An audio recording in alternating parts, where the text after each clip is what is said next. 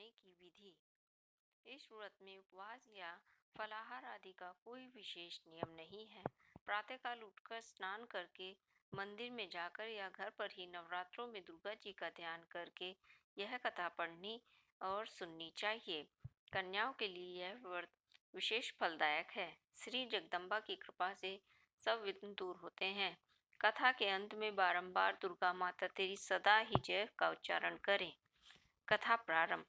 बृहस्पति जी बोले, हे ब्रह्मा जी, आप अत्यंत बुद्धिमान, सर्वशास्त्र और चारों वेदों को जानने वालों में श्रेष्ठ हो।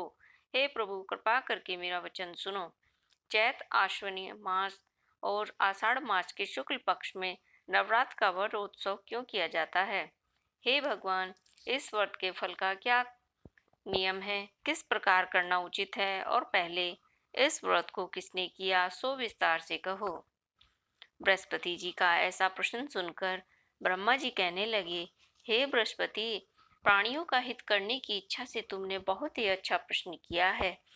जो मनुष्य मनोरथ पूर्ण करने वाली दुर्गा महादेवी, सूर्य और नारायण का ध्यान करते हैं, वे मनुष्य धन्य हैं। यह नवरात्र व्रत संपूर्ण कामनाओं को पूर्ण करने वाला है। इसके करने से पुत्र चाहने वाले को पुत्र, धन चाहने वाले को धन और विद्या चाहने वाले को विद्या और सुख चाहने वाले को सुख मिल सकता है। इस व्रत को करने से रोगी मनुष्य का रोग दूर हो जाता है और कारागार में पड़ा हुआ मनुष्य बंधन से छूट जाता है। मनुष्य की तमाम आपत्तियां दूर हो जाती हैं और उसके घर में संपूर्ण संपत्तियां आकर उपस्थित हो जाती हैं। वंध्या और काकवंध्या के इस व्रत के करने से पुत्र हो जाता है। समस्त पापों को दूर करने वाले इस व्रत के करने से ऐसा कौन सा मनोरथ है जो सिद्ध नहीं हो सकता? जो मनुष्य इस अलभ्य मनुष्य देह को पाकर भी नवरात्र का व्रत नहीं करता है, वह माता पिता की सेवा से विमुख होकर पाप का भागी होता है और अनेक दुखों को भोगता है। उसके शरीर में अनेकों व्याधियां उत्पन्न हो जाती हैं। वह संतान का सुख भी नहीं पाता। इस प्रकार वह मूर्ख अनेक दुख भोगता है। इस व्रत को न करने वाला मूर्ख मनुष्य धन और धान्य से रहित हो भूख और प्यास के मारे पृथ्वी पर घूमता है और गूंगा हो जाता है।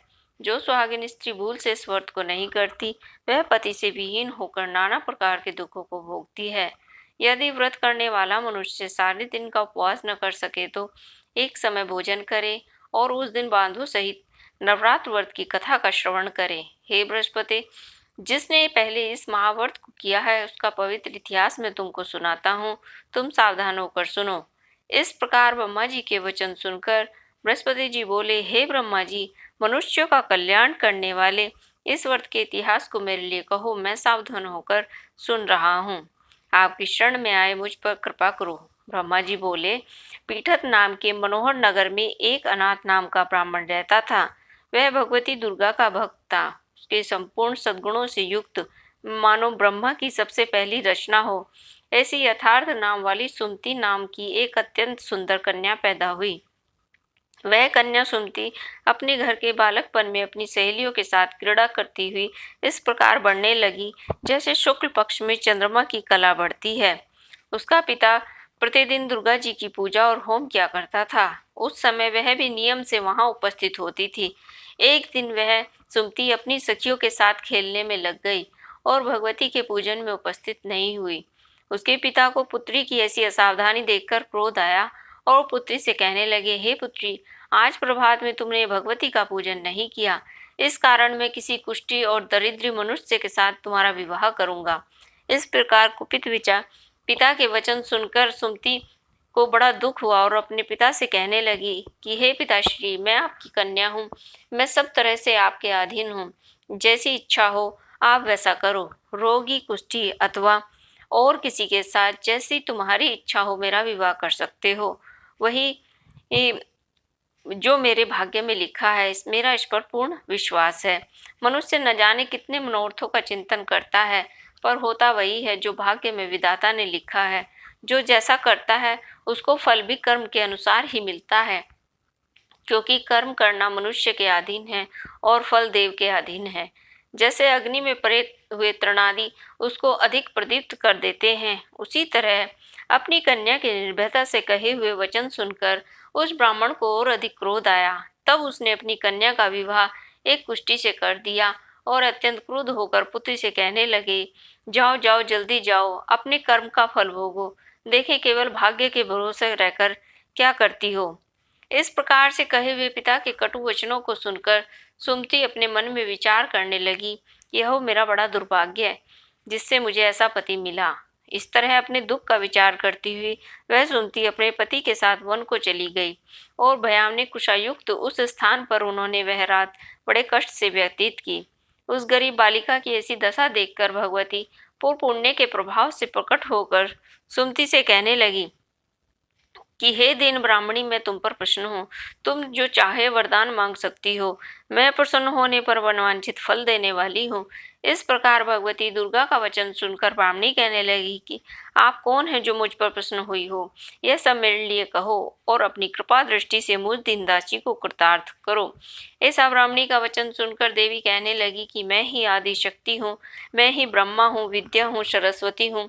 मैं प्रसन्न होने पर प्राणियों का दुख दूर करके उनको सुख प्रदान करती हूँ। हे ब्राह्मणी, मैं तुझ पर तेरे पूर्व जन्म के पुण्य के प्रभाव से प्रसन्न होकर तुम्हें मनवांछित वर देना चाहती हूँ।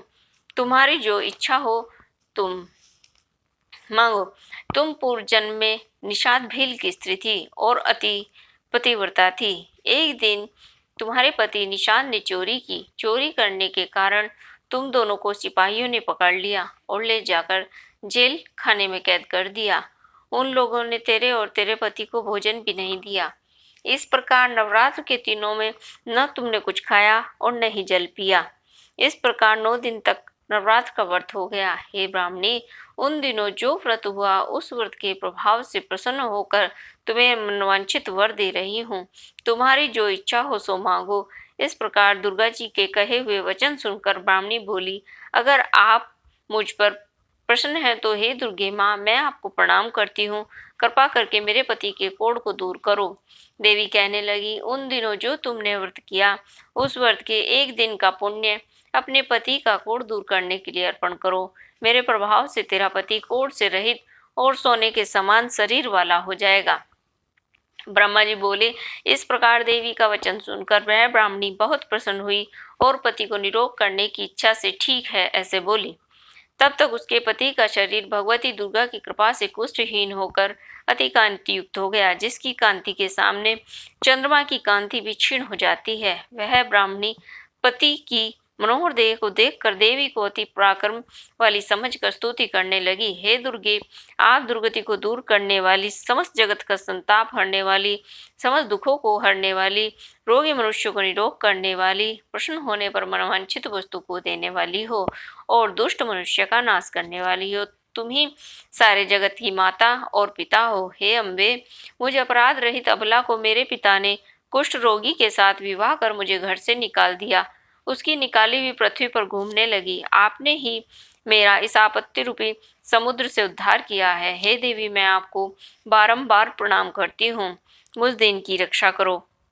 उसकी की हुई स्तुति सुनकर देवी को बहुत संतोष हुआ और ब्राह्मणी से कहने लगी, हे ब्राह्मणी, तेरे उदालय नाम का अति बुद्धिमान, धनवान, कीर्तिवान, जितेंद्रिय पुत्र शीघ्र ही होगा। ऐसा कहकर वह देवी और उस ब्राह्मणी से फिर कहने लगी, हे ब्राह्मणी, और जो कुछ तेरी इच्छा हो मनोवांछित वस्तु मांग सकती हो।